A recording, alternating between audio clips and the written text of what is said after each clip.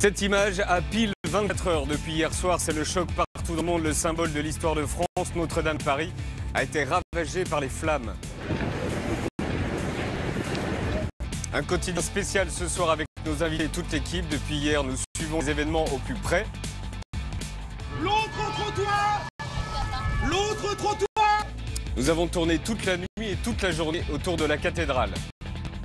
Je peux vous demander pourquoi vous ramassez les cendres? C'est pour les garder. Nous avons rencontré ceux qui y travaillent tous les jours. Comment quelque chose comme ça pouvait arriver à Notre-Dame? On reverra l'image forte de ce monument dans l'histoire, mais aussi dans la pop culture. Et Alison Wheeler fera sa déclaration d'amour à Notre-Dame, hein, Alison? Bonsoir et bienvenue, nous sommes mardi 16 avril 2019. Nous avons découvert ces images épouvantables en même temps que vous hier soir ici sur le plateau. Sidéré, voici l'équipe du jour. Voici, je commence par où? Je commence par là. Il y a Paul Laroturou, voici Asdin Ahmed Chaouch, Julien Belvert, Lilia Hassen, Alison Wheeler. Nous sommes mardi, Étienne Carbonnier et Salia Braclia. Et on voudrait encore une fois dire un mot aux pompiers de Paris. Est-ce que tout le monde est prêt ici? Ça.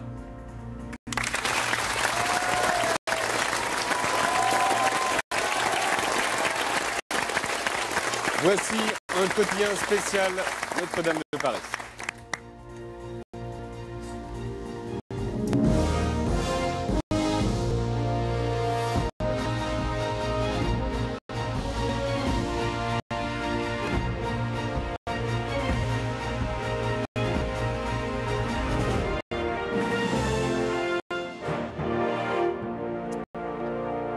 Dans les livres d'histoire, il sera rajouté que le 15 avril 2019, la cathédrale Notre-Dame de Paris était en grande partie détruite par un incendie.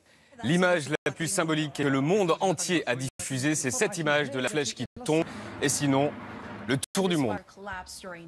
La cathédrale Notre-Dame de Paris. The world-famous Notre-Dame Cathedral. Notre-Dame. Notre-Dame Cathedral. Pariisissa Notre-Damen. La cathédrale Notre-Dame de Paris.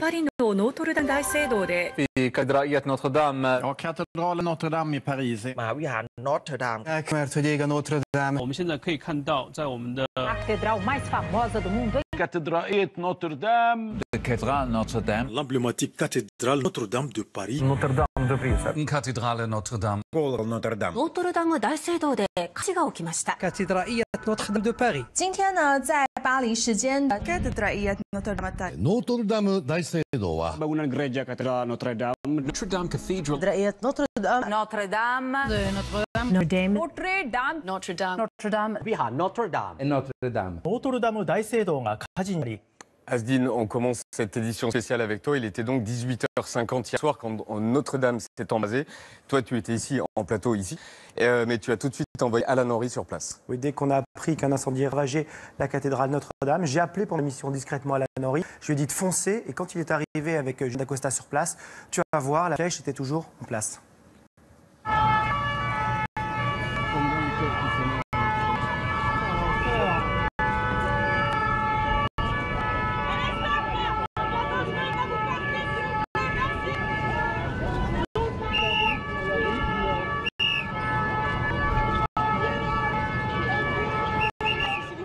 L'autre trottoir! L'autre trottoir! Allez! Écartez-vous!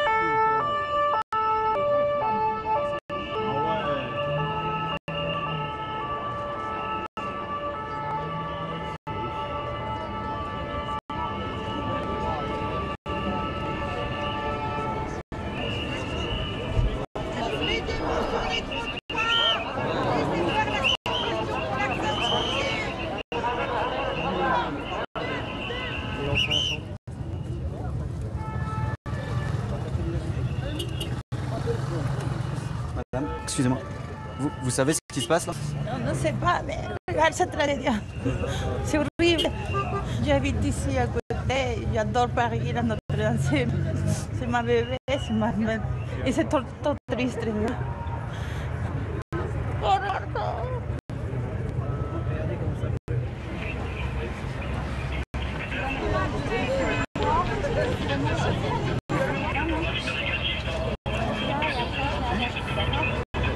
C'est épouvantable.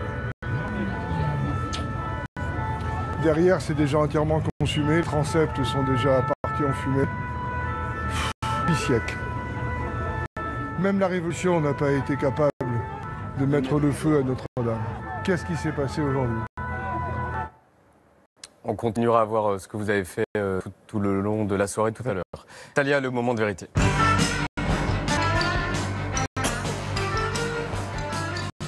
Salia, depuis hier soir, nombreux sont les politiques, les religieux, les personnalités s'exprimer dans les médias. Toi, tu as rencontré un homme qui n'a pas l'habitude de tout ça et qui est très touché par ce qui s'est passé. Oui, il s'appelle Driss Traoré, il a 58 ans. Ça fait 8 ans qu'il fait le ménage tous les jours dans la cathédrale Notre-Dame de Paris, avant l'arrivée des touristes. On l'a rencontré tout à l'heure chez lui avec Pierre Rier et Boris Balducci. Bonjour Monsieur Traoré. Bonjour Salia. Salia, ouais. enchanté. Vous étiez où vous quand vous avez appris qu'il y avait Notre-Dame en feu? Ouais, j'étais en train de travailler dans une autre entreprise. Je suis venu rapidement à la maison, j'ai regardé les chaînes de télévision et tout le monde parlait de ça. Et je ne faisais que prendre ma tête. Ouais, parce que je me demandais comment quelque chose comme ça pouvait arriver à Notre-Dame en plus. Vous, c'était quand la dernière fois que vous êtes allé à Notre-Dame? Hier, tout près. Hier matin, vous étiez à Notre-Dame? Moi, je suis à Notre-Dame tous les matins, sauf le samedi. J'ai travaillé hier jusqu'à 9h. C'est moi qui ai ramassé les bougies. C'est moi qui ai nettoyé tous les meubles qui contourent là où ils font les messes, de la Vierge Marie jusqu'au fin fond, là où il y a les tours. Ouais. Ben, tous ces meubles-là, c'est moi qui les ai touchés hier matin. Et le soir, on me dit que ça y est en feu. Moi-même, je regarde, je vois les images, la flamme à des parties où j'étais il y a moins de quelques heures. C'est incroyable, quoi. Ça fait près de 8 ans que vous faites le ménage à Notre-Dame de Paris. Ouais. Qu'est-ce qu'elle représente pour vous, cette cathédrale? C'est un lieu sacré pour moi. Vous dites c'est un lieu sacré, mais alors, là, je vois que par terre, vous avez un tapis de prière. Oui. Mais c'est un tapis de prière pour musulmans. Ouais. Ça. Ouais. Je viens de prier. Vous n'êtes pas catholique, vous? Non, moi je suis musulman. Et Notre-Dame, dans votre esprit, a quand même une place particulière. Oui, tout à fait, tout à fait. La Bible et le Coran, ils se retrouvent dans beaucoup de points. Et généralement, ce sont ces points-là qui font le bien de l'humanité. Il y a un endroit dans Notre-Dame que vous préférez. Ouais. C'est quoi? Oui, ça c'est la Vierge Marie. Ouais. La Vierge Marie Pilier. Oui, surtout avec l'enfant dans la main. Et quand je vois ça, ça démontre la pitié, l'amour. On a l'impression qu'elle vit, elle suit, voilà. Qu'est-ce que vous ressentez à l'idée de savoir que vous n'allez plus y aller tous les matins à Notre-Dame? En réalité, ça fait un manque quelque part. Réellement, ça met un peu mal à l'aise. Alors aujourd'hui, Monsieur Traoré n'a qu'une hâte, c'est de retourner dans la cathédrale pour voir ce qu'il en reste. Il a une réunion demain matin dans son entreprise pour savoir dans quelle société désormais il va devoir faire le ménage. Merci Salia et merci M. Traoré. L'image du jour, Lilia.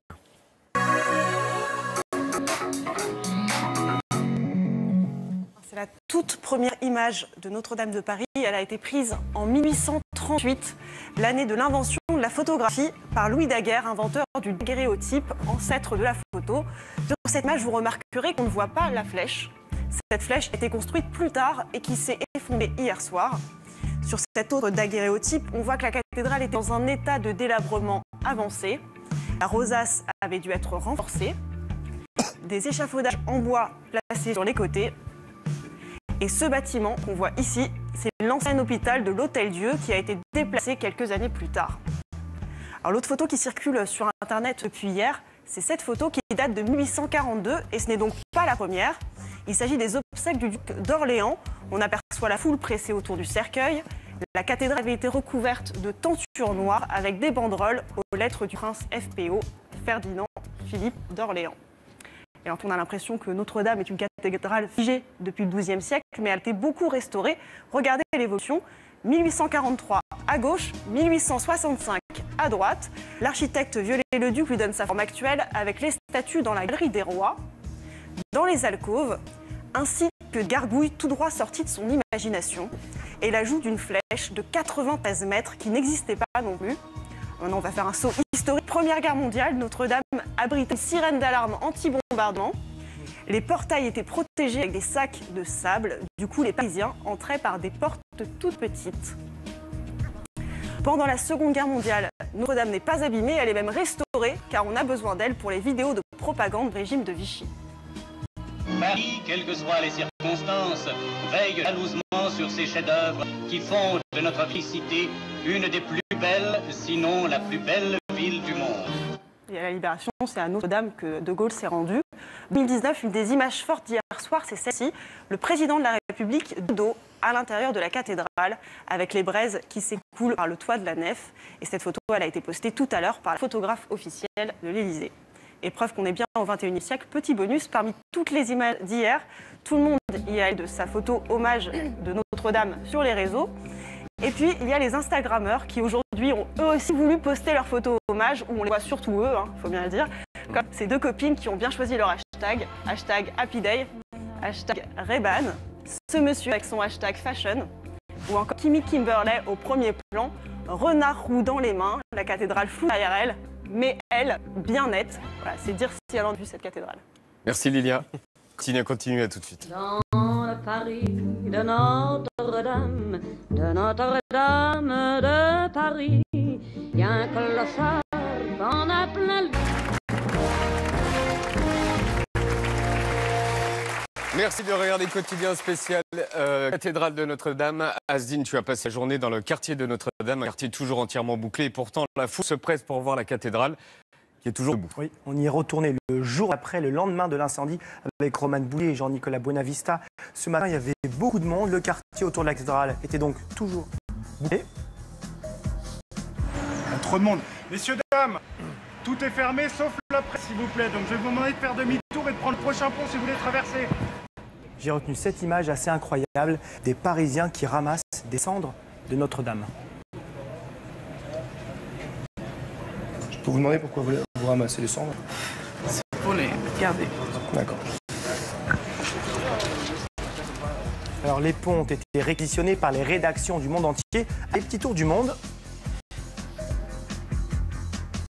Espagne, Belgique, Portugal, Allemagne, Australie, Suisse,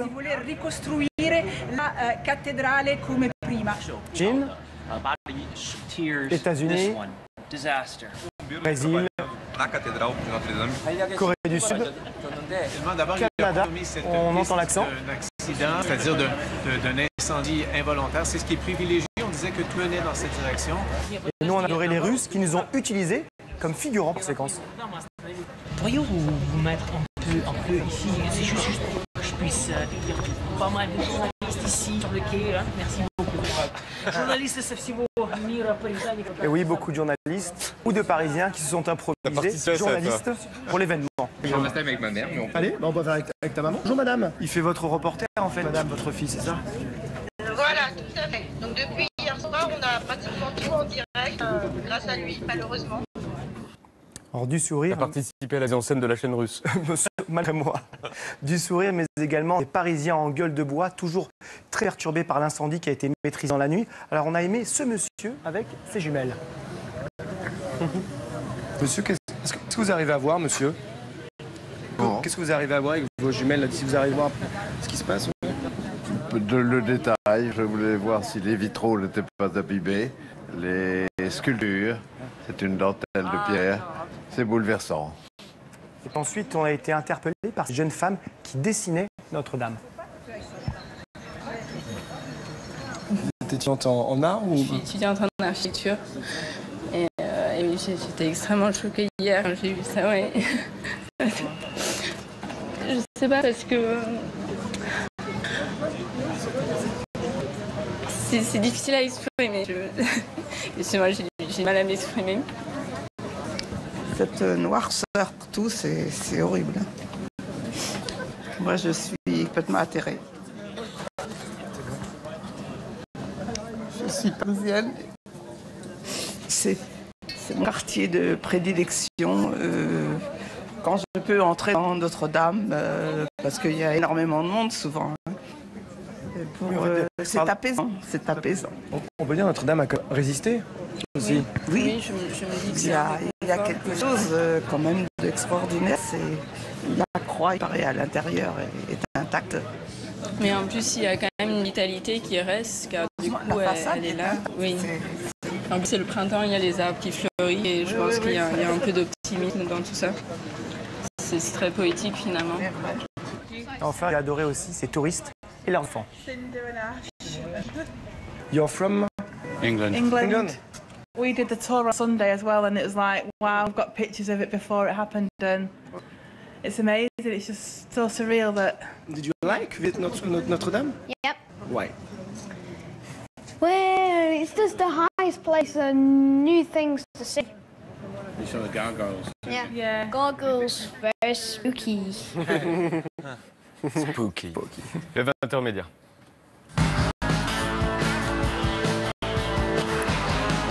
Hier soir, les chaînes de télé ont été prises de court par l'incendie de Notre-Dame. Tout était calé pour parler d'autre chose, de l'allocation d'Emmanuel Macron. C'était la grosse actu de la journée. On ne parlait que de ça. Ici aussi, d'ailleurs, ce plateau de quotidien. On va y revenir. H-1 avant la prise de parole présidentielle. Édition spéciale Macron partout.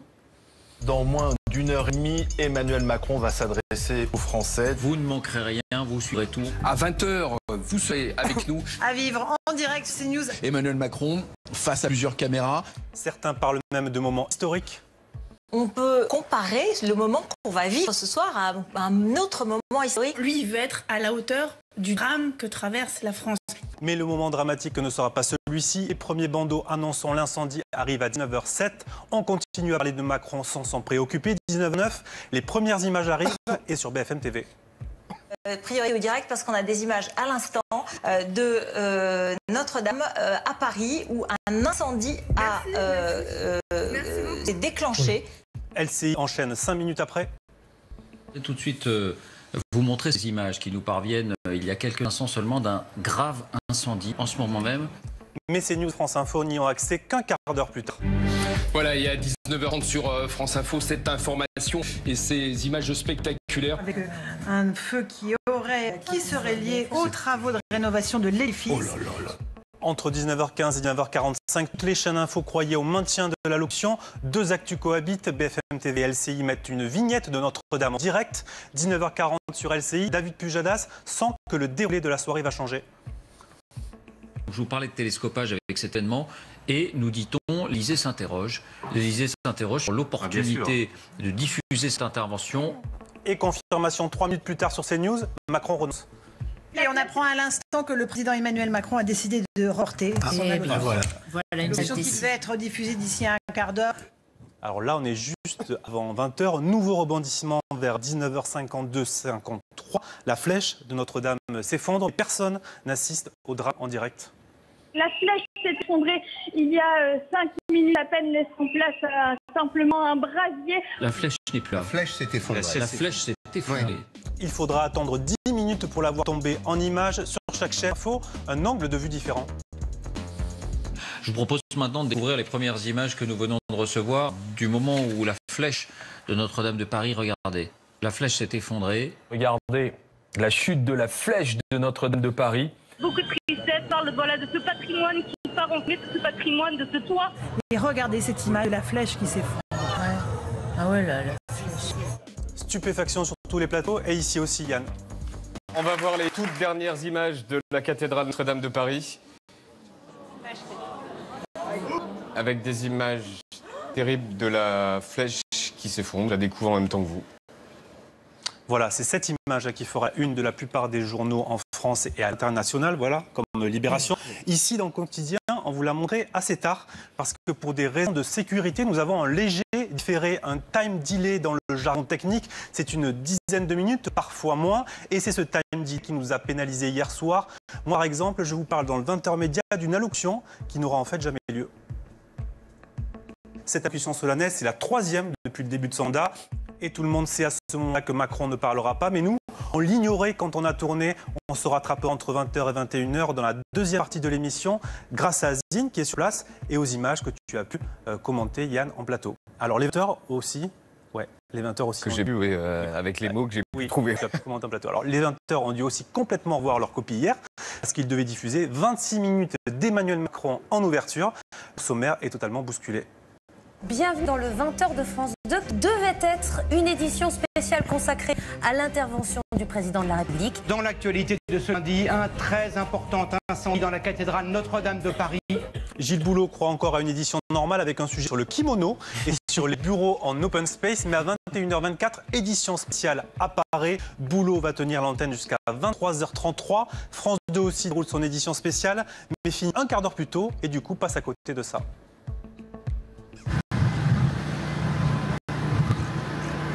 Bonjour à toutes et tous. Voilà, c'était la seule déclaration d'Emmanuel Macron de la soirée. France 2 a aussi perdu le match des audiences. L'édition spéciale de Gilles Boulot a été suivie par 5 millions de téléspectateurs jusqu'à 23h30. Celle d'Anne-Sophie Lapix est deuxième avec 3,8 millions de personnes jusqu'à 23h10. Les chaînes info ont aussi été très suivies. BFM TV est en tête, 1,3 million. Les autres loin derrière, 390 000 sur CNews. 325 000 sur LCI et 270 000 sur France Info. Le peak time de la soirée, c'était à 20h43. C'est le moment où il y avait le plus de Français devant la télé. Plus de 27 millions hier, presque un Français sur deux. C'est le moment où Emmanuel Macron arrive sur place. Alors, pas mal d'émissions spéciales sont en préparation, dont une sur France 2 samedi soir avec Stéphane. On en parlera avec vous tout à l'heure. Oui. Et TF1 prépare un spécial qui veut gagner des millions avec les animateurs de la chaîne. Merci Julien. Mardi Cap, Étienne. Mais moi, je veux faire l'amour. Madame Couillard. Vous n'êtes pas un homme. Non, c'est une blague. Voilà. Alors, on l'a un peu avec toi, Yann. Hier, Le Monde était en édition spéciale. Ja, katedralen Notre-Dame i Paris. Cathédrale Notre-Dame. Cathédrale Notre-Dame. Notre-Dame. Notre-Dame. Alors, on notera que parfois, dans l'urgence, c'est un peu approximatif, les infos. Un incendie est en cours à la cathédrale de Notre-Dame de Paris. C'est Notre-Dame de Londres. L'édifice, un monument historique. C'est à 400 km plus loin, mais on n'est pas loin. Alors, autre approximation sur Twitter cette fois-ci, c'est Christine Boutin qui écrit « La flèche est tombée », aucun mot pour dire l'horreur ressentie. C'est la France qui est touchée au cœur. Et après, elle a voulu rajouter un petit émoji triste. Mais alors, Paul, elle a fait les parenthèses dans le mauvais sens. Du coup, ça change un peu le sens. Et sur Twitter, c'est aussi les théories du complot qui commencent à circuler. Hier soir, on a beaucoup aimé le tweet de ce monsieur qui appelle à la police pour signaler la présence suspecte d'un homme sur les toits. C'est qui ça? Peut-être une information. Alors, réponse de l'AFP, il s'agissait en fait d'une grande statue. Une information déjà vérifiée par Agnès Photo d'appui qui lui avait répondu, c'est magnifique. Tiens, Colombo. Bien vu, Agnès. Et on a aussi regardé Fox News. Notre Dame Cathedral is burning in France. Sur Fox News, c'est le présentateur vedette Shepard Smith qui assurait le direct. Et il avait au téléphone un témoin en duplex de Paris. Felipe Carcente is on the line with us, a French elected official who is in Paris now. Philippe Carcente, c'est lui, il est conseiller municipal de Neuilly. Écoutons son témoignage. Felipe, what have you seen and what do you know? Everybody is really under shock now in France. Of course, you will hear the story about the political correctness, which will tell you that it's probably an accident. Sir, we're not going to speculate here of the cause of something which we don't know. Donc Philippe Carcente, sans aucune preuve, sous-entend que l'incendie de Notre-Dame est criminel et que les politiques cachaient l'information. Voici la réaction du journaliste de la Fox. No, I'm just telling you something, but we need to be ready. No, sir, we're not doing that here. Not now. Okay. Not on my watch. Okay. Felipe Carcente, it's very good of you to be here. Voilà, image rare d'un élu français complotiste recadré et dégagé en direct par un journaliste de Fox News. We are thousands of miles away, and the man on the phone with us has absolutely no information of any kind about the origin of this fire, and conspiracy theories about anything are worthless. Voilà, le mot à l'envers un peu. Et alors, pour info, Philippe Carcente persiste et signe ce matin sur Twitter. Il écrit « La vérité éclatera au grand jour ». Donc apparemment, le gars a des infos. Et alors, juste pour finir sinon, à l'heure de calendrier, hier à 19h44 sur France 2, n'oubliez pas les paroles. Sur une chanson de Notre-Dame de Paris, vous aimeriez laquelle? Belle. Ouais. Oh Notre-Dame, oh laisse-moi rien qu'une fois pousser la porte du jardin d'Esmeralda. Merci Étienne. La suite de ce que vous avez filmé, c'est ce qui est passé cette nuit. C'est Temps revient, quotidien spécial Notre-Dame de Paris. Continue avec nos invités. Notre-Dame de Paris, bien clochard en a plein le dos, porter Notre-Dame sur son dos, il se prend.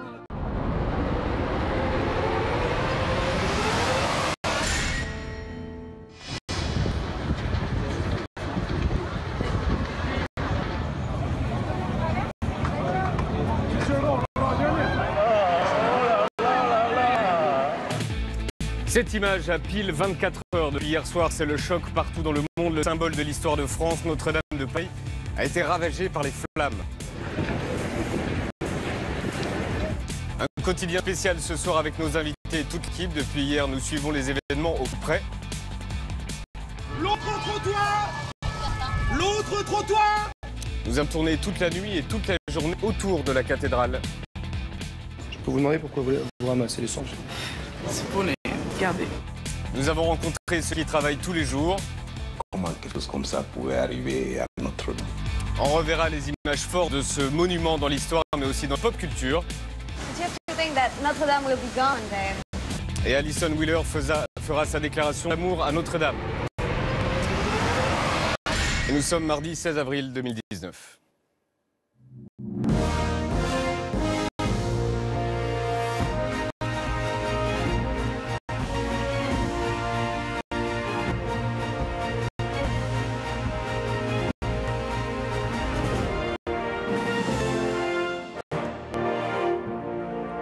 Notre-Dame de Paris, c'est l'histoire de France, même le symbole de l'histoire de France. Et ce symbole a été ravagé par les flammes hier soir. On poursuit notre édition spéciale sur Notre-Dame de Paris. Bonsoir André Finot, bienvenue. Vous êtes le porte-parole de Notre-Dame de Paris. Bonsoir Stéphane Bern. On ne vous présente pas, mais vous êtes le responsable de la mission Patrimoine en péril. Bonsoir Alexandre Gadi, vous êtes historien de l'architecture. Merci d'être avec nous ce soir.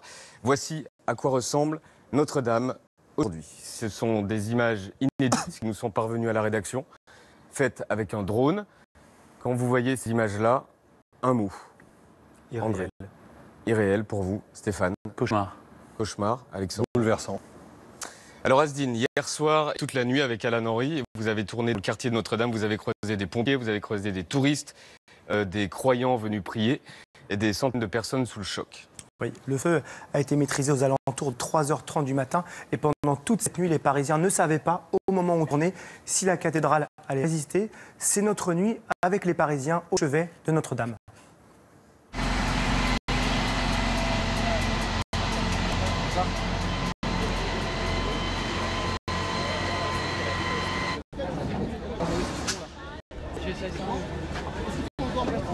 Excuse-moi, je ne peux pas vous demander quoi exactement, c'est pour comprendre.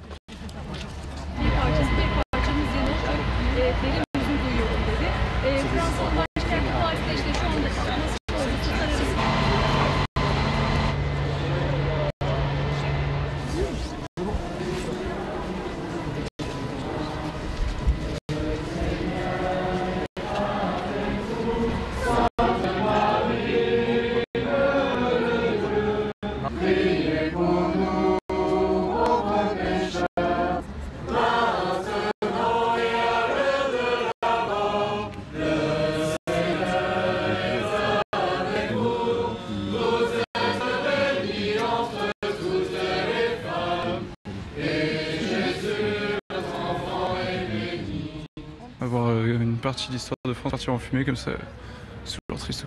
Je perds vraiment les mots en fait. Là, de voir ça dans cet état alors que c'est si beau, c'est affreux quoi. Actually, I'm a Buddhist. I want to share the feeling. Je vais la remettre,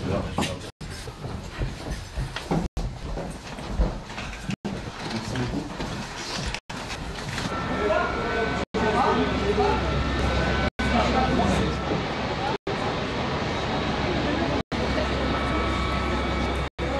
Il y a eu un mouvement de foule et on a vu la flèche tomber à pic vers le centre de la crypte. Et ce qui est assez impressionnant, c'est l'évacuation des quais, l'évacuation du monde qu'il y avait cet après-midi. Et ça fait quelque chose, quoi. C'est pas agréable de voir ça se passer.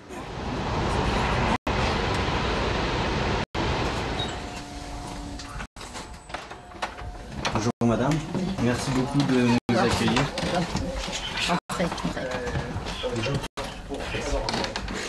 Il faut aller par la cuisine. Allez. Merci.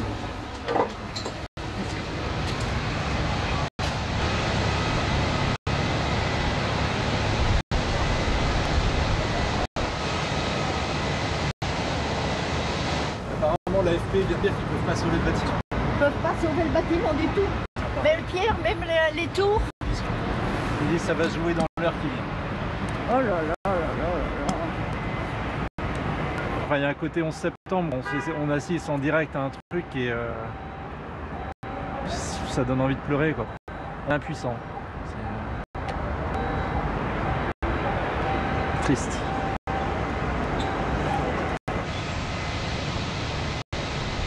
Vous étiez aux premières loges depuis le début, en fait? Depuis le début. Je peux vous dire que ça a mis 1 heure pour que tout le toit soit brûlé et que la flèche tombe. Vous, ça fait combien de temps que vous vivez ici? Moi, 50 ans. Et ma belle-mère est née dans l'immeuble en 1905. C'est horrible. Je me suis mariée à Notre-Dame. Vous êtes mariée ici? Je me suis mariée à Notre-Dame. Il y a 62 ans. Oui, 60 ans, en 59. André Fillon, vous êtes le porte-parole de l'église Notre-Dame. Comment allez-vous et comment vont les salariés de Notre-Dame? Nous sommes tous extrêmement choqués. Ça a été quelque chose d'extrêmement difficile pour nous. Personnellement, je n'ai pas dormi de la nuit. J'ai quitté les lieux qu'à 4 h du matin parce que j'avais besoin d'être rassuré. En fait, j'ai besoin qu'on me dise que le feu était circonscrit. Je suis rentré chez moi, j'ai pris une douche et je suis revenu. Vous avez pu pénétrer dans la cathédrale cette nuit? Quand on a eu la chance que le président Macron déjà vienne nous saluer et on a pu rentrer à sa suite en fait hier soir et on a vu une scène terrible en fait. Ce que vous voyez là, c'est encore pire que ce qu'il y avait hier soir, mais hier soir il y avait des flammes en fait qui descendaient du plafond. J'en ai encore des trémolos dans la voix, hein, j'en suis bien désolé, mais à 5 h du matin, 1 heure après que je sois parti, en fait une partie du toit s'était effondré. Voilà, je suis arrivé ce matin, avec la lumière du jour, c'était vraiment terrible. L'émotion qu'a suscité le drame, on l'a vu dans le sujet d'Asdine et d'Alan, elle est incroyable. Comment vous l'expliquez? C'est non seulement le joyau des joyaux de notre patrimoine, cette cathédrale gothique, mais c'est aussi le symbole de la France. Tout s'est toujours joué autour de Notre-Dame de Paris. Qu'on soit croyant ou pas, au fond. C'est l'histoire de notre pays, de notre civilisation, de notre identité. Nos racines sont là. Ça va de la construction, la première pierre, 1163, la présentation de la couronne d'épines, 1239, par Saint-Louis. Et puis ensuite, tous les grands événements, jusqu'à la libération de Paris, les obsèques du général de Gaulle. C'est même un symbole par-delà la France. C'est pour le monde entier. Ça touche. Oui, ça touche quelque chose de cher. Ailleurs. C'est un livre d'histoire. C'est notre livre d'histoire. C'est un peu notre livre d'histoire qui part en fumée. C'est quelque chose qui est très violent. C'est constitutif de la nation française. C'est pour ça que les Français sont aujourd'hui dans le chagrin, dans la peine, dans le deuil, et que ce deuil est partagé par le monde entier. On est amputé. Comme, vous savez, c'est quand la maison brûle, notre cathédrale qui brûle, on se dit, mais on se rend compte qu'on l'aimait, qu'elle va nous manquer. Le roman national dont parle le président, c'est ça? Je ne sais pas si c'est un roman, c'est une réalité, c'est une histoire qui s'écrit au quotidien avec les Français. Voilà, moi je ne pense pas que je lise un roman quand je raconte l'histoire de France ou quand on la vit, mais pensez que le sacre Napoléon Ier, il y a par exemple aussi la conversion d'Henri IV. Paris vaut bien une messe, la messe a eu lieu à Notre-Dame de Paris. Ce sont des moments clés, mais aussi quand il y a eu par exemple un crash aérien ces dernières années, immédiatement, c'est à Notre-Dame de Paris que naturellement les familles demandent à être réconfortées et à vivre leur deuil.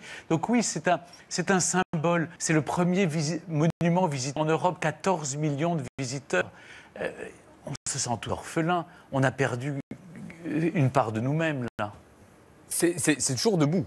C'est toujours debout, mais évidemment, cette flèche... Enfin, voilà, vous avez les images sont terrifiantes, mais elle est toujours debout. Elle est toujours debout pourvu qu'elle reste debout, qu'elle tienne. Parce que, voilà, Monseigneur Chauvet explique très bien qu'il y a toujours, dans 48 heures, il y a encore danger. C'est-à-dire que le bâtiment, il y a l'échafaudage qui branle, qui peut tout à fait, qui s'est calciné, qui peut tomber maintenant sur la cathédrale. Ensuite, le feu, c'est une chose, mais il y a l'eau. L'eau peut aussi faire exploser les pierres ou les poutres qui restent. Donc, il y a tous ces dangers. L'eau, c'est pire que le feu, Alexandre Gadi? Le feu, c'était le pire hier soir, mais l'eau, elle va agir pendant des semaines après le drame. Et elle devient d'abord salvatrice et ensuite destructrice. Parce qu'elle va rentrer dans la pierre, elle va provoquer des champignons, elle va provoquer transformation de l'hygrométrie à l'intérieur de ce qui reste du monument. Et donc, ça veut dire qu'on ne peut pas intervenir tout de suite.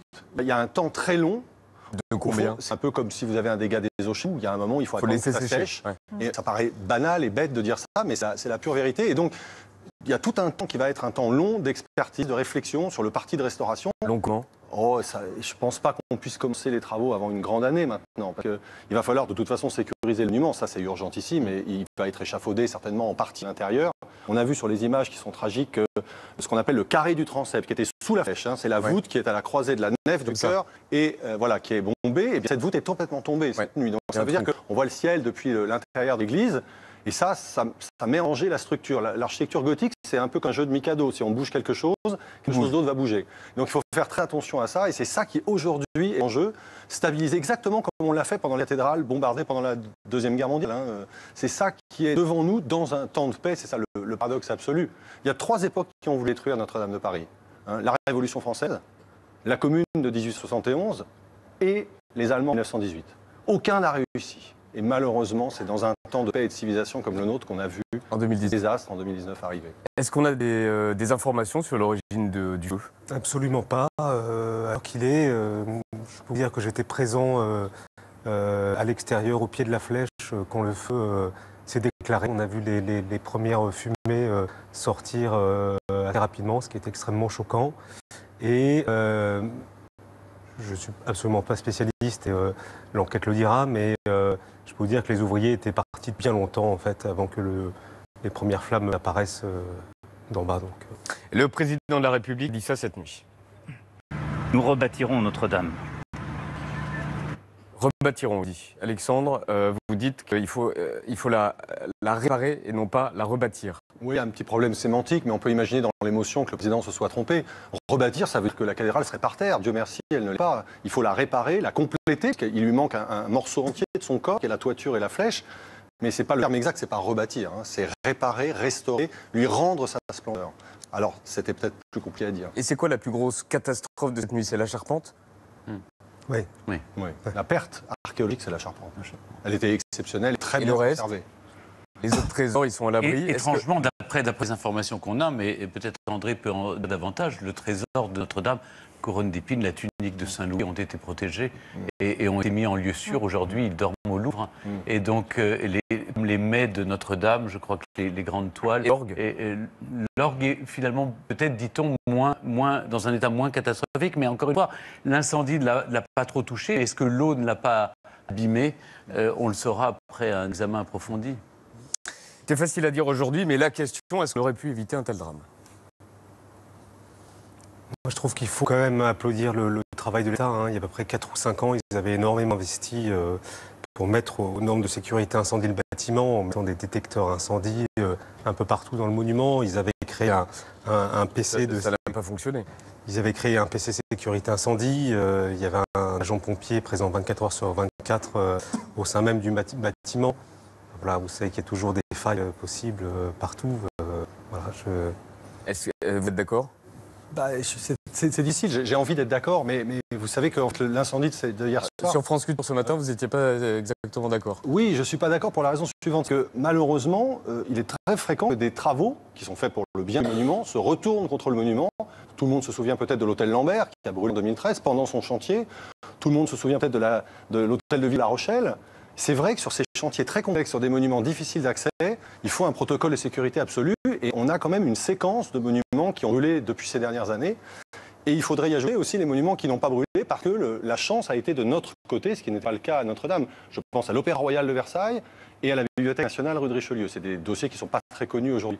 Donc c'est peut-être l'occasion, même si on est dans un élan de reconstruction, c'est peut-être aussi l'occasion de s'interroger et d'essayer d'améliorer le système. Nos amis espagnols ont eu une réaction magnifique ce matin. Ils ont appelé pour dire on vous soutient, on pense à vous et on envoie tout de suite un audit sur toutes les cathédrales espagnoles pour savoir où on est le réseau électrique. Ça paraît très banal, hein, mais ils le font. Mais ils le font, et souvenons-nous qu'un mois, Saint-Sulpice a eu un départ d'incendie. On a raconté toutes sortes de choses un peu curieuses, mais à la fin, est-ce que les églises de Paris, capitale de la France, sont aussi en bon état? Pas tout à fait sûr. Et je crois que là, il y a aussi un travail à faire important dans une capitale comme Paris. C'est moins qu'on puisse faire pour les Parisiens et pour les touristes. On vous a demandé à tous de choisir une image symbolique de ce que vous avez trouvé de plus beau dans Notre-Dame de Paris. Stéphane Bern. Moi, je crois que c'est la flèche. J'ai eu cette chance, il y a quelques mois, de tourner une émission depuis la flèche. J'étais dans cette flèche. J'ai traversé cette forêt, c'est ainsi qu'on appelle la charpente de Notre-Dame de Paris. Il y a une odeur, il y a une atmosphère très particulière dans cette charpente. Pensez que ces arbres, ces poutres, sont nés d'arbres qui ont été plantés en vue de construire Notre-Dame de Paris. Donc quelques dizaines d'années avant. Puis ensuite, on a posé la première pierre en 1163. Ensuite, elle s'est constituée au XIIe siècle. Vous marchez là et vous dites que c'est notre histoire. Et je suis monté en haut de la flèche. Vous avez une vue sur tout Paris. Cette flèche, honnêtement, les larmes ont jailli au moment où je les... Voilà, on était en train d'appeler le drone pour me filmer à ce moment-là. C'est le réalisateur qui appelait et il s'est caché ensuite. Mais ce qui est terrible, c'est de l'avoir tombé. Les larmes ont jailli sans que je n'y puisse rien. Et je vous assure que j'ai du mal à voir ces images, à ressentir une profonde émotion. André Finot. Moi, j'ai choisi Victor Hugo. Oui. Parce que Victor Hugo, à l'âge de 29 ans, en 1831, publie son fameux roman Notre-Dame de Paris. Et c'est lui qui va sauver Notre-Dame au XIXe siècle, effectivement extrêmement abîmé, notamment par la Révolution française. Voilà. Et grâce à lui aussi, 150 ans plus tard, Disney en sortira un film, on peut en rire. Mais c'est ce qui convertira notamment les Américains à l'amour du bâtiment. Alexandre Gadi, votre image? Moi, j'ai choisi une statue qui est à l'intérieur de l'église et qui, heureusement, a été finalement sauvée. C'est la statue de Louis XIV en prière. J'ai choisi Louis XIV par amour pour le XVIIe siècle, mais aussi parce que c'est la dernière statue du roi. Et il est représenté, non pas un peu triomphateur, un peu arrogant, ce qui peut être agaçant chez Louis XIV, mais il se met à genoux devant le seul supérieur hiérarchique qui se reconnaisse, c'est-à-dire son maître, c'est-à-dire Dieu.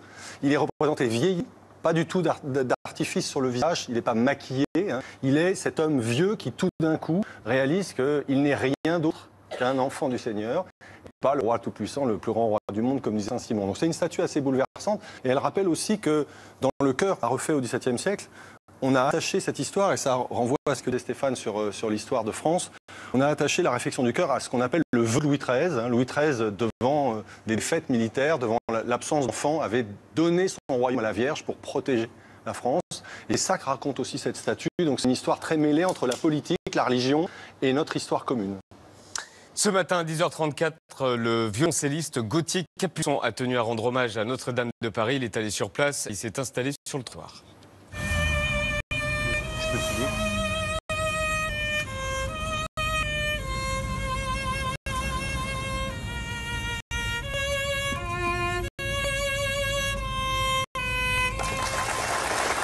Bonsoir Gauthier. Bonsoir Gauthier Capuçon, merci d'être avec nous ce soir. On voulait juste réécouter cette musique avec vous. Pourquoi vous avez eu envie d'aller sur place et de jouer ce matin? Parce que la musique, c'est ma manière à moi de parler. J'avais envie d'exprimer toute cette tristesse et ces larmes dont parlait Stéphane qui ont jailli aussi hier soir quand je suis rendu sur place. Et ce matin, c'était un sentiment d'espoir. J'avais envie en musique de dire tout cet espoir et que maintenant, évidemment, il va falloir se battre pour rebâtir ce monument qui nous appartient. Alors vous avez choisi Après un rêve de Gabriel Fauré. Pourquoi? J'ai choisi cette musique parce que Gabriel Fauré est un de nos grands compositeurs français. Il était également organiste. Il a été titulaire un temps de l'orgue de l'église de la Madeleine. J'ai une pensée aussi pour le grand orgue de la cathédrale Notre-Dame qui a pu être sauvé. C'est une très très belle nouvelle. Après le cauchemar, le rêve, après un rêve de Gabriel Fauré, interprété par Gauthier Capuçon, accompagné du pianiste Jérôme Ducrot. C'est à vous.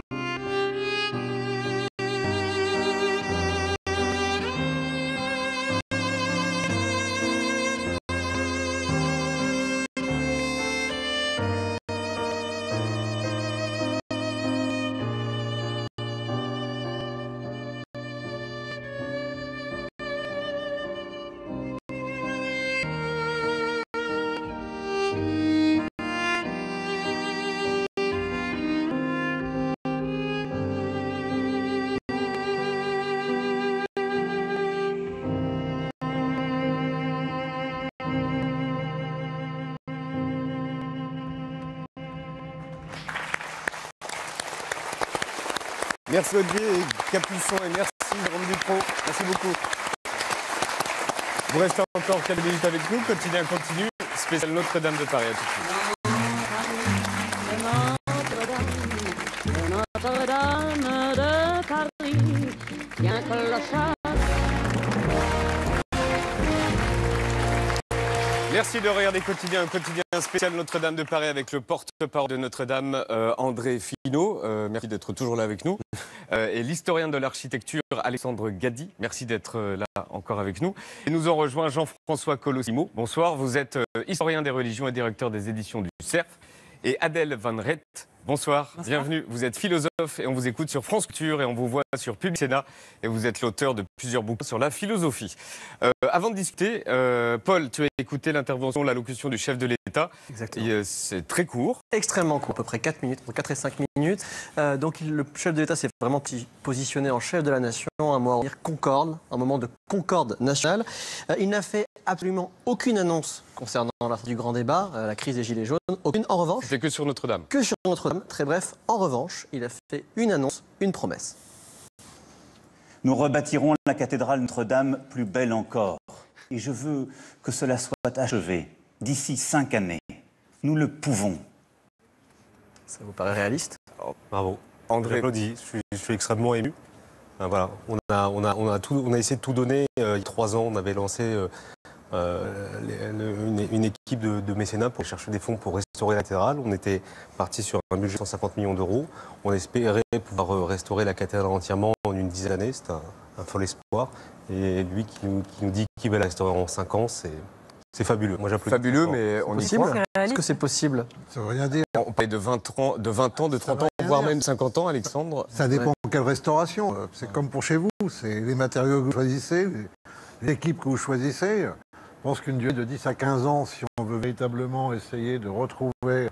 Par exemple, la charpente, elle était en chêne. Est-ce qu'on va remettre du chêne ou est-ce qu'on va faire, comme faire un une charpente qui est aujourd'hui en fait en métal ou en béton. Vous voyez, évidemment, là, c'est pas le même travail. Donc ça veut dire quoi la rénover, surtout, ça veut dire quoi la rendre plus belle encore. Là, ça fait beaucoup d'ambition quand même. C'est possible. Dans quelle démocratie occidentale équilibrée et adulte, le président de la République peut dire « je vais embellir la cathédrale en 5 ans ». C'est vraiment quand même, là, on touche à la limite de la monarchie de la Ve République. On peut imaginer qu'il ait demandé un conseil à des experts ou... Non, là, il y a un vrai problème. C'est ça que je disais tout à l'heure. Il faut vraiment que le temps de la réflexion soit long. Parce que après, le chantier peut aller effectivement relativement vite. Je ne suis pas du tout à des décennies. Là, il y a des chiffres qui ont été donnés qui étaient un peu fantaisistes. Mais en revanche, le temps le plus difficile, c'est le temps qui va commencer maintenant. Expertise, analyse, programme. Et ça, là, demande beaucoup de concentration, d'intelligence. Ce qui m'embête dans ce qu'a vient de dire le chef de l'État, c'est que le patrimoine a une temporalité qui n'est pas la temporalité des hommes politiques. Quand on veut aller vite, on est sûr qu'on fera une erreur. Et c'est ça qu'il ne faut pas recommencer. On n'est pas obligé de vouloir rebâtir. Le terme qu'il emploie, c'est rebâtir, oui, c'est embellir ou rénover. Pourquoi est-ce qu'on ne pourrait pas essayer d'aimer ce bâtiment aussi tel qu'il est aujourd'hui? C'est comme un corps, c'est un corps blessé. Peut-être qu'il ne faut pas essayer de le maquiller. Dites que ce qui s'est passé hier, ça fait partie de l'histoire maintenant. Ça fait partie de l'histoire. Je ne dis pas qu'il faut le laisser en l'état. Je dis qu'il faut se poser la question et justement inscrire dans une temporalité un peu plus longue de savoir ce qu'on veut faire de ce bâtiment. Peut-être le conserver aussi avec ce qui paraît aujourd'hui comme une imperfection, mais qui est une manière d'être. C'est comme un corps quand il est abîmé. C'est un peu comme une gueule cassée aujourd'hui, Notre-Dame. Son épine dorsale est brisée. De vue de l'arrière, c'est comme si le crâne était abîmé. Et ben, les gueules cassées, ça existe. Chez les êtres humains, ça peut exister dans les bâtiments. Donc vous dites que maintenant, il faut s'habituer à voir Notre-Dame comme ça? Non, il faut renoncer à un idéal de perfection dans l'humanité, mais aussi dans les bâtiments. Et voir comment on peut apprendre à l'aimer et vivre avec différemment, peut-être, de l'image qu'elle nous renvoyait jusque-là. Elle n'existe pas que comme bâtiment. Elle existe là, M. Fillon, il y croyait, là. Il était très content. Moi, je suis plus heureux des hommes. Hein, donc. Non, ce qu'il dit, c'est qu'effectivement, l'archevêché avait lancé une campagne qui n'a pas été si fructueuse et qui visait véritablement à réparer effectivement la charpente. Elle était très fructueuse. Oui, mais pas aussi fructueuse que celle qui s'annonce. Avec ces centaines de millions que les mécènes français, milliardaires français, américains veulent déverser, comme si, en fait, ils voulaient aussi un tout petit peu s'acheter une petite part d'éternité, tout de même, entrer dans un... C'est ça qu'ils veulent, à votre avis? Je pense qu'il y a quand même cette idée-là. C'est tant d'argent, l'utiliser enfin pour une bonne cause, et entrer aussi dans l'histoire, quoi. Alors qu'aujourd'hui, que l'on soit croyant, athée, parisien, provincial, étranger, on est sous le choc. Comment expliquer l'émotion universelle, Adèle? Universelle, on peut partir du principe que tout le monde est bouleversé sur cette planète. Tout le monde ne connaissait pas ce bâtiment et tout le monde n'était pas autant attaché à ce bâtiment que les Français et que peut-être que les Parisiens. Mais je crois que ça nous dit, en fait, ça nous renseigne sur quelque chose qu'on savait déjà, mais qu'on n'aime pas trop savoir. À savoir que rien n'est immortel et rien n'est éternel. Ces pierres, elles étaient là, enfin, elles sont encore là. Les pierres sont là, c'est la charpente qui s'est effondrée et la flèche. Mais elles sont là depuis 9 siècles. C'est une éternité à notre échelle d'être humain. Et là, on se rend compte, en fait, quelque chose qui paraissait absolument inébranlable, qui avait survécu à tellement de guerres, s'effondre. Ça nous apprend quelque chose, c'est que nous-mêmes, on n'est pas immortels. Que nous aussi, on va tous mourir. Pardonnez-moi le spoiler. Mais voilà, je pense que s'il y a quelque chose de fédérateur, comme bien souvent dans les chocs comme ça, chocs de destruction, soit des hommes ou des bâtiments, ça nous renvoie à notre propre finitude. Et on veut se raccrocher à quelque chose qui dure. Les pierres, ça dure. Les pierres, c'est quelque chose de stable. La société est quelque chose de fragile qui a besoin de stabilité et de solidité. Là, c'est le cœur de pierre qui était à deux doigts de s'effondrer. Et si même les pierres peuvent s'effondrer, alors que nous reste-t-il? Je crois que l'émotion, elle se comprend à partir de ce constat-là. Jean-François Moi, je crois qu'effectivement, il y a ce côté de finitude qui, d'un coup, revient très violemment, fragilité, vulnérabilité. Comme dans les catastrophes naturelles, là, on a une catastrophe culturelle. Vous allez dire catastrophe et en culturelle. fait, voilà, de la même manière qu'il y a des tsunamis qui ravagent d'un coup des littoraux et des populations entières. Mais je crois aussi que oui, stabilité pierre, mais aussi, on a appris avec le temps, on s'est fait à l'idée que ces pierres, c'était aussi un peu de chair de notre inconscient collectif. Parce qu'on a associé des visites, on a associé des visages, qu'on croit au ciel ou qu'on n'y croit pas. On a eu un moment d'élévation. C'est fait pour ça, la cathédrale gothique. Elle est toute en verticalité. Et puis, c'est en fait un bain de lumière. Contrairement aux églises romanes. Et donc, par rapport à ça, je crois que fragilité de ce qui fait que nous sommes liés aussi. Nous sommes des successeurs, des transmetteurs, que tout ça n'est pas acquis, et que, en fait, on est aussi en communion, finalement, avec le passé, le grand passé, encore une fois, de quelque manière. Et qu'on a une responsabilité, là où on se situe dans l'histoire. Et qu'on doit le transmettre, et que tout ça peut s'effondrer. Et de la manière qu'on communie avec les... On devrait mieux communiquer avec les animaux, avec les plantes. Voilà qu'en fait, on apprend aussi qu'il faudrait savoir mieux communier avec ces présences impalpables. Vous avez évoqué la fin du monde. Oui, parce qu'on a l'impression, effectivement, vous savez, l'incendie, c'est toujours une image apocalyptique. Il y a l'eau ou le feu qui peut renverser le monde et l'engloutir. Et là, effectivement, on s'est dit, probablement, ceci dans Paris, plus loin pour l'Europe, plus loin pour le monde, parce que une cathédrale comme ça qui voit 15 millions de visiteurs par an, sur 10 ans, ça veut dire 150 millions de personnes qui, aujourd'hui, en plus, ont donné des images partout. Donc, un sentiment que, oui, fragilité, vulnérabilité. Et c'est ça qui m'a frappé. Quand le président Macron a parlé hier soir, il a parlé du destin. On va rebâtir. C'est le destin français. Non. Tout ça, ça nous évoque la fragilité, la vulnérabilité. C'est ça. On est très vulnérable, en fait. On pourrait disparaître. Qu'est-ce qui resterait de ces pierres? Il faut les habiter d'une certaine manière, communier avec elles, les partager entre nous. C'est ça plutôt l'idée fondamentale. Mais il n'y a pas que les pierres, il y a le feu. C'est que là, Et vous parlez de l'ambivalence du feu. Mais le feu, c'est quand même extraordinaire ce qui s'est passé. C'est-à-dire que le feu, il faut quand même se rappeler que c'est la base de notre civilisation. Pas de l'humanité, mais de notre civilisation. C'est avec la découverte du feu que la civilisation a émergé. Et la mythologie occidentale, et même pas qu'occidentale d'ailleurs, s'est construite autour du feu. Le mythe de Prométhée, le mythe d'Empédocle. Le feu, c'est à la fois ce qui peut tout détruire et ce qui donne naissance. Le feu, ce sont les flammes de l'enfer et la lumière du paradis. Le feu, c'est la douceur d'un feu dans la cheminée et un instrument de torture. Vous voyez, c'est la cuisine, c'est énormément de choses. Et là, le feu, qui est donc le fondement de la civilisation, est retourné contre le résultat de la civilisation, à savoir un bâtiment aussi exceptionnel que Notre-Dame de Paris. Et cette ambivalence-là, elle est formidable. Je ne dis pas du tout que c'est la nature qui a repris ses droits ou qui s'est vengée, parce que je pense que la nature n'a aucune intention. Et là, en plus, ce n'est pas une origine naturelle, puisque c'est sur un bâtiment. Mais c'est aussi le spectacle, quelque chose qui nous dépasse absolument. Notre-Dame de Paris, c'est nous qui l'avons construite, enfin nous autres êtres humains. Le feu, pas du tout. Il nous échappe. Et ça, est quelque chose de spectaculaire au sens premier du terme. Hier soir, des milliers de personnes se sont unies dans le silence, dans la fraternité, aux abords de Notre-Dame. Comment décrypter ces images, ces visages de gens comme ça? Moi, ce que je trouve intéressant, c'est qu'on a toujours besoin de regarder comment les gens agissent. Comme pour se rassurer. C'est pour ça. Se dire, tiens, oui, ils sont émus, alors donc moi aussi je peux être ému, ou alors non, je ne suis pas ému, et comment ça se fait puisque tout le monde est ému? Pourquoi est-ce qu'on a ce besoin vraiment de se rassurer comme si on se touchait les uns les autres en disant, et toi alors comment est-ce qu'on est vraiment ensemble? Il y a vraiment une communion, pour reprendre le terme qu'employait Jean-François Colosimo, de cet événement-là, au sens même non religieux du terme. Personnellement, ça ne m'intéresse pas beaucoup la réaction des gens. Je préfère m'interroger sur la manière dont je reçois cet événement, ce qu'il signifie, comment il s'inscrit dans l'histoire, quels sont les échos qu'il déploie. Notre-Dame de Paris, ce n'est pas qu'un bâtiment, c'est un roman aussi, Victor Hugo. C'est tout un imaginaire et une culture qu'il est passionnant d'explorer, de voir des visages qui pleurent. Mais... Et, certains évoquent un 11 septembre.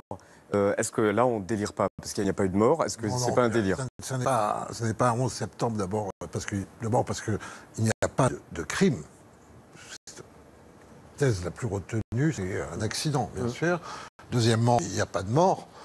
Troisièmement, le 11 septembre, ça arrive, disons, une fois, et puis s'ensuivent les guerres vengeresses sans fin. Là, on ne sait pas vers qui se tourner pour dire plus jamais ça, n'est-ce pas? Donc c'est aucun rapport. En revanche, je pense qu'il y a quand même cette dimension collective, parce que tout le monde sait plus ou moins, pour être un peu allé à l'école, que les cathédrales, ce sont des aventures collectives. Ça réunit tous les métiers, ça réunit tous les gens, le roi, les aristocrates, le clergé, le peuple, parce qu'on construit ces cathédrales pour accueillir les gens qui affluent dans les villes, qui vont véritablement faire muter le sort des villes. 9000 personnes peuvent être accueillies dans cette cathédrale. Et cette cathédrale, c'est un lieu de vie aussi au Moyen-Âge. C'est pas seulement un lieu de culte au sens où nous l'entendons, c'est vraiment un centre d'échange, c'est une agora. Et en fait, on ne sait pas qu'a fait Notre-Dame parce que les maîtres architectes, ils sont tous anonymes. Et alors, les anonymes peuvent se retrouver dans ce bâtiment parce qu'il n'y a pas une signature. C'est pas Léonard de Vinci, c'est pas Michel-Ange. C'est un truc populaire au bon sens du terme, c'est un truc qui a été fait ensemble, et donc c'est ensemble qu'on souffre. Je crois que c'est ça que montrent ces images. André Finot, qu'est-ce qu'on peut vous souhaiter? Qu'est-ce qu'on peut souhaiter aux salariés de Notre-Dame? Vous disiez qu'ils sont 67? 67 salariés de Notre-Dame, on peut leur souhaiter le meilleur du monde. Hein. Vous savez, on est ce qu'on appelle une famille, on appelle ça la famille cathédrale entre nous. On est toujours heureux de se réunir, on fait des événements festifs plusieurs fois par an, parce qu'on a notamment la chance d'avoir un petit jardin dans lequel on aime faire des pique-niques ou des barbecues l'été, plutôt sympathiques. Voilà, on ne sait pas ce qui va devenir de nous dans les prochains jours. C'est ce que je pense qui est extrêmement difficile pour notre patron. Voilà. Donc, affaire à suivre, mais c'est un peu triste, quoi. Un petit plus spécial Notre-Dame de Paris avec Willy Papa.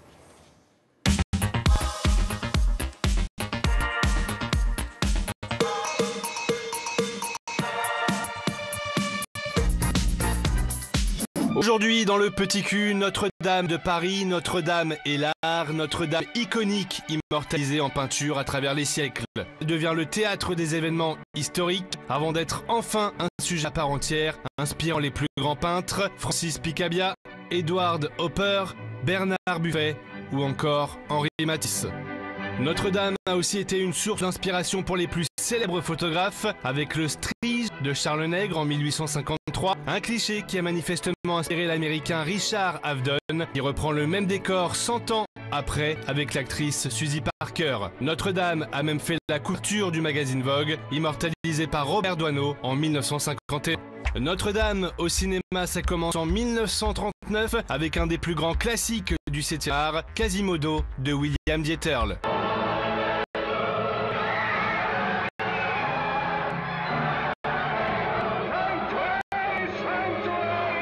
L'œuvre de Victor Hugo a d'ailleurs été déclinée à l'infini par Disney, par Patrick Timsit avec Quasimodo del Paris. En 1956, Gina Lollobrigida ensorcelle le spectateur en Esmeralda avec sa danse mythique sur le parvis de la cathédrale. Et en 1997, c'est au tour de Salma Hayek de jouer la princesse Tzigane.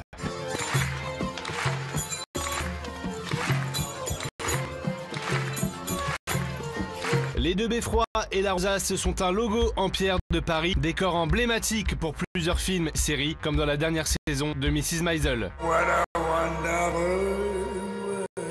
Symbole de la capitale par excellence, Notre-Dame a même fait de la figuration aux côtés de l'actrice Liv Tyler dans une pub pour parfum.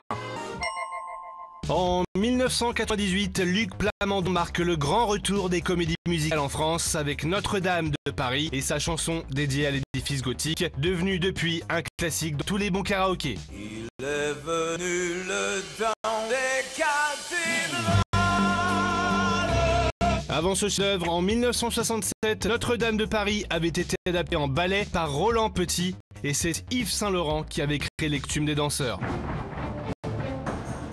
Mais la cathédrale a aussi été le théâtre de performances, comme avec le célèbre funambule Philippe Petit, qui avait pour habitude de se promener dans les airs sur les bâtiments les plus hauts de la planète. En 1971, il choisit Notre-Dame et s'élance entre les deux tours sous les yeux médusés des Parisiens.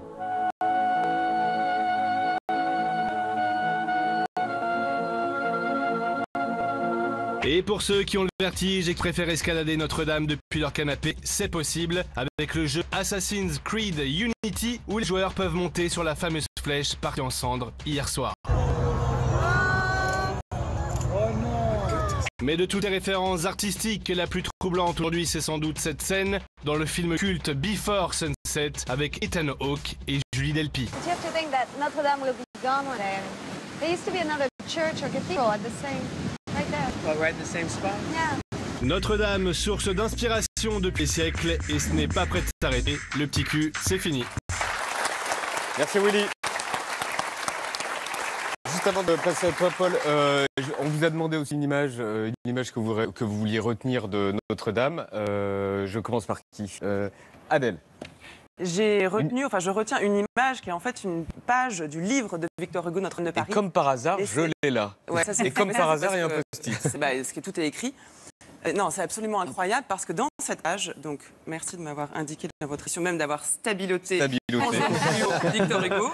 Je vous remercie. On est prévoyant. Tous les yeux s'est levé vers le haut de l'église, ce qu'ils voyaient extraordinaire. Sur le sommet de la galerie la plus élevée, plus haut que la rosette centrale, il y avait une grande flamme qui montait entre les deux clochers avec des tourbillons d'étincelles, une grande flamme désordonnée et furieuse, le vent emportait par moments un lambeau dans la fumée. On dirait que Victor Hugo décrit ce que nous avons eu sous les yeux, devant les yeux hier soir, et pourtant, c'est 200 ans avant.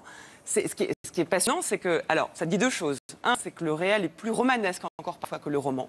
Ce qui s'est passé, il faut imaginer, on l'a entendu tout à l'heure, on a dû évacuer les trésors, les pompiers ont dû contourner l'édifice, ils ont essayé de venir à bout des flammes toute la nuit, il y a quelque chose d'absolument romanesque. Et deux, c'est que les bâtiments, ce que l'on construit, ce qui fait notre vie aussi, eh bien, ont de la valeur parce que les romanciers en ont fait un objet aussi. C'est-à-dire que Notre-Dame ne serait pas aussi fortement ancrée dans notre imagination s'il n'y avait pas ça. Donc ça valorise à la fois le romanesque de notre vie, enfin du réel, et en même temps le rôle des écrivains. Donc ça, il doit y avoir une bonne nouvelle dans ce qui s'est passé. Retenons celle-là.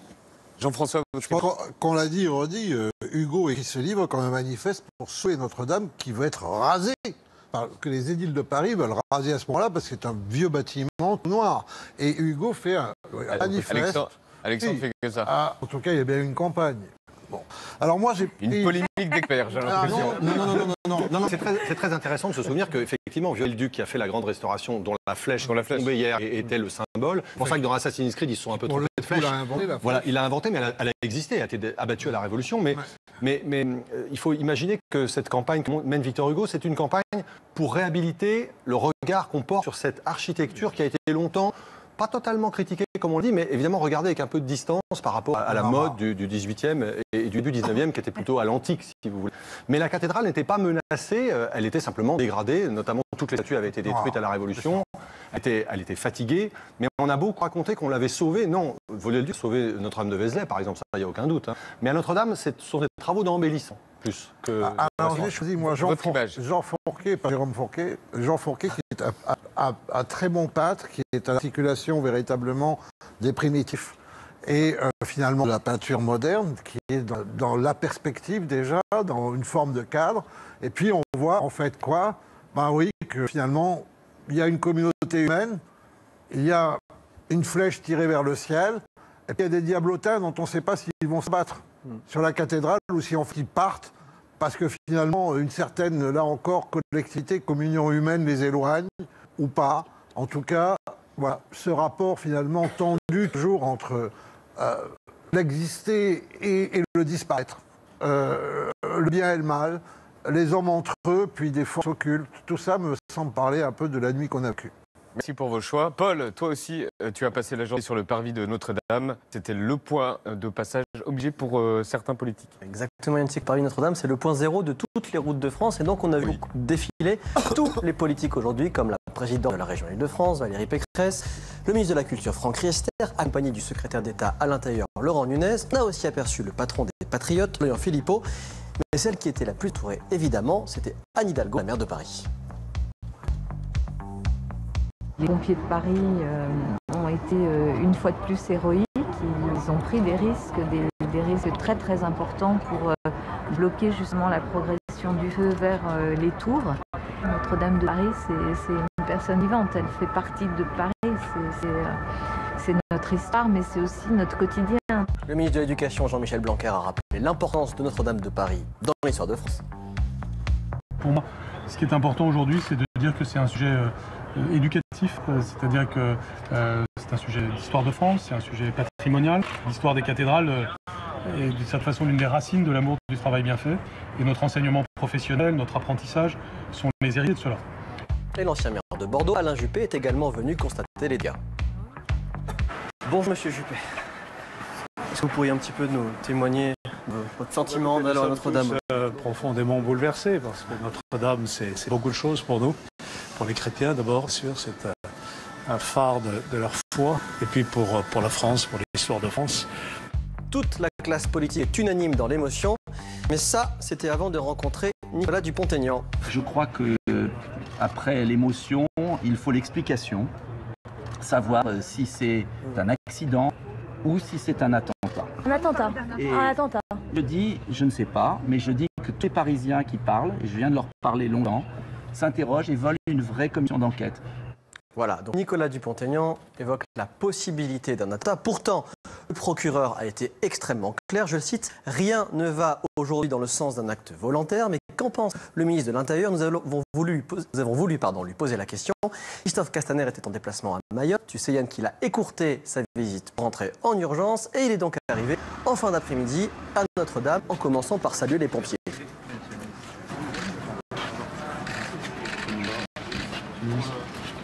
Puis c'est Semaine Sainte, hein. Donc elle est d'autant plus puissante.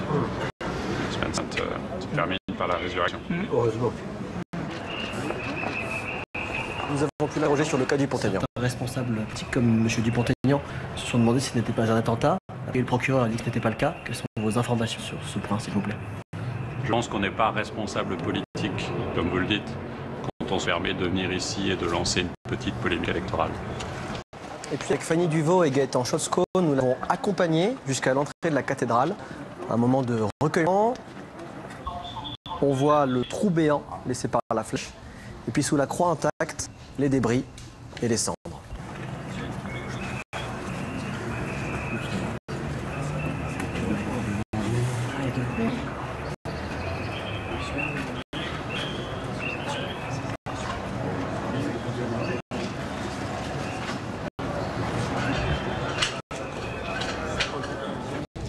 Et à la sortie, nous avons pu lui poser une dernière question. Qu'est-ce que vous avez ressenti quand sur votre téléphone, vous avez vu la flèche s'effondrer? J'étais avec des Mahorais à ce moment-là. Vous savez, Mayotte, c'est un département français qui a comme particularité d'être à 90% musulman. Et j'ai vu une émotion de tous. Et j'avais évidemment une émotion personnelle très forte. Paris à terre, la France à terre, ça n'existe pas. Voilà, on l'a vu, l'incendie de Notre-Dame a bouleversé l'agenda politique d'absolument tout le pays. La plupart des partis ont décidé de suspendre leur campagne pour les élections européennes. Emmanuel Macron, qui devait faire son allocution très attendue sur les mesures, n'a toujours pas annoncé de mesures, sauf que les fameuses mesures, elles ont fuité très largement dans la presse. Je t'en cite juste 3. On parle d'une baisse des impôts, on ne sait pas combien. On parle d'une réindexation des retraites, on ne sait pas encore. Et d'une suppression de l'ENA, on ne sait pas quand. Et il sait qu'il va y avoir une conférence de presse demain. Repoussée. Annulée, on ne sait pas quand non plus. Qui veut réagir sur la suppression de l'ENA, c'est une mesure tout à fait démagogique. Non, mais c'est une mesure tout à fait démagogique, dans le sens où, effectivement, les énarques qui partent pour faire de la banque ou de la politique, ceux-là, ils sont certainement très condamnables. On rappelle que ce sont des fuites. Hein. Oui, c'est pas encore officiel. Mais si c'était le cas, les autres, il y a des tas d'énarques assez modestes qui font tourner le pays, qui sont préfets, qui s'occupent des institutions, qui s'occupent de la sécurité sociale, et des tas d'autres choses. Ceux-là, je ne crois pas qu'ils soient vraiment responsables de quoi que ce soit. Ils sont plutôt des... Pensez à une réaction sur Notre-Dame de Paris, sur ce qu'on vient de voir. Éventuellement sur Nicolas Dupont-Aignan, mais... Non, mais ça, c'est ce qu'il y a de plus abject dans ce qui est en train de se passer, c'est la récupération de cet accident, de ce drame, par des discours complotistes, où alors, on a aussi assisté à la pétition. Qui est le plus malheureux? Notre-Dame de Paris s'effondre, d'accord? Et vous pensez qu'au Yémen, ils sont contents? Donc il y avait cette espèce d'échelle de malheur où il fallait être le plus bas possible pour avoir le droit de se plaindre, ou encore aujourd'hui les remarques qui ont été faites, l'argent qui est donné pour sauver Notre-Dame de Paris, pourquoi on ne le donne pas aux pauvres? Comme si l'un excluait l'autre forcément. Et il y a toujours une compétition dans le maire que, pour le coup, moi je trouve très abjecte. Ça vous choque de les voir défiler, les politiques, là, toute la Les journée? munibus non curat prétor. On ne s'occupe pas de ces petites choses. Écoutez, voilà. Pour c'est ça. Autant parler pour l'ENA, mais effectivement, on a eu des discours extraordinairement convenus, à commencer par la veille, le président lui-même. Je pense que, oui, c'est un défilé obligatoire de compassion, probablement peut-être aussi de fausses émotions, parce qu'on est dans ce registre-là. C'est l'heure du Morning Glory et on s'est aperçu qu'en fait, les matinales radio, c'est un peu comme une cathédrale. Il y a des cloches et il y a des flèches. Si les cloches et les flèches du jour, faites tri. On rentre dans cette cathédrale, on est envahi par sa force, sa puissance. Notre-Dame de Paris, c'est le symbole de Paris. Ce trésor inestimable dont nous sommes les héritiers. Cet édifice, ce monument national, donc lieu de culte, mais c'est un monument national. On a tous une histoire avec cette cathédrale. Ce qui est notre histoire, notre culture, notre génie. C'est beaucoup plus qu'une église, c'est la beauté inouïe de Paris. Je ne pouvais pas imaginer Paris sans les tours de Notre-Dame, sans Notre-Dame. On est au top. 0 plus 0 égale la tête à Toto. La République, c'est moi! Je te tiens, tu me tiens par la barbichette. J'ai qu'à dire, comme vous, je pousse. Oh, c'est pas temps, les amis! Mais aujourd'hui, Laurent Macabiès s'est intéressé aux vraies flèches et aux vraies cloches. Il est allé fouiller dans l'INA et il a trouvé la première image d'actualité qui bouge de la cathédrale. C'est un plan de 23 secondes, c'est un document muet et c'est daté d'environ 1910 environ. Et à partir de là, Notre-Dame dans l'actu, c'était parti. Section de Laurent Macabiès. Paris outragé, Paris brisé, Paris martyrisé, mais Paris libéré. Victor Hugo faisait déjà revivre avec éclat un Paris médiéval miné par Notre-Dame, la haute cathédrale qui devenait à la fois le cadre grandiose et l'âme profonde de son premier grand roman. Dans le Paris de Notre-Dame, de Paris, bien que l'orage en a plein le dos, porter Notre-Dame sur son dos. Mais c'était toi que j'évoquais sur le parvis de Notre-Dame. Y reviendras-tu donc jamais? Voici le joli mois de mai. L'ordre de grève a été maintenu par les 4 grandes centrales syndicales. 3000 CRS et gardes mobiles avaient pris place au quartier latin. Depuis 725 ans, elle n'avait pas fait sa toilette. La gouache blanche remplacera désormais le gris de la palette des peintres de Notre-Dame. Dans Notre-Dame de Paris, devenue Notre-Dame du monde, 80 souverains, chefs d'État et chefs de gouvernement s'étaient réunis là ce matin pour adresser un ultime hommage aux plus illustres Français.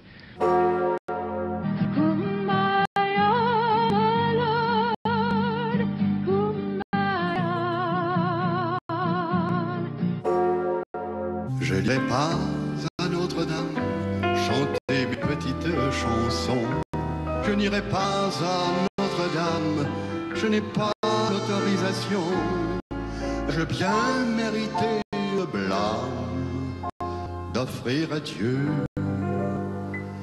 quelques chansons. Et l'abbé Pierre a été lui-même lumière pour ses frères. Au pied de Notre-Dame, c'est le pape de la pop que les fans sont venus honorer hier soir.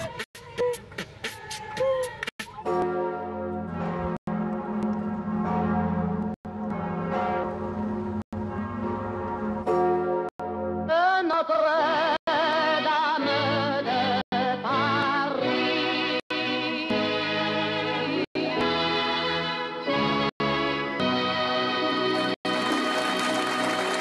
Merci Laurent. On est mardi, voici Alison Miller.